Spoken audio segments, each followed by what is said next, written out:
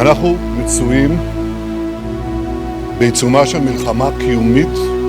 Perdana Menteri Israel Benjamin Netanyahu optimis bisa mengalahkan Hamas meski tanpa dukungan senjata Inggris. Pernyataan ini merespons keputusan London yang akan menangguhkan 30 lisensi ekspor senjata ke Tel Aviv. Perdana Menteri Israel Benjamin Netanyahu optimis bisa mengalahkan Hamas meski tanpa dukungan senjata Inggris. Pernyataan ini merespons keputusan London yang akan menangguhkan 30 lisensi ekspor senjata ke Tel Aviv.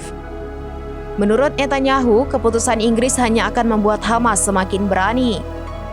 Ia pun menyinggung korban serangan Hamas pada 7 Oktober 2023 yang menewaskan 14 warga Inggris.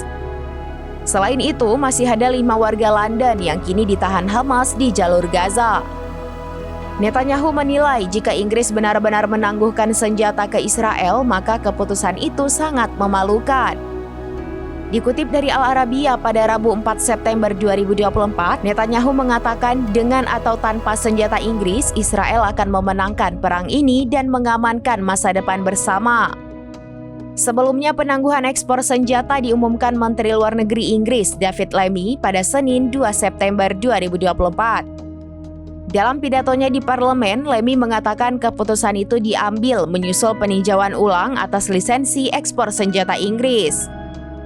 Hasil peninjauan ulang menunjukkan adanya resiko jelas bahwa senjata tersebut akan digunakan dengan cara yang dapat melanggar hukum internasional. Adapun 30 lisensi yang ditangguhkan meliputi komponen untuk pesawat militer, helikopter, drone, dan lain-lain. Berbeda dengan Amerika Serikat, Inggris tidak secara langsung memasok senjata ke Israel.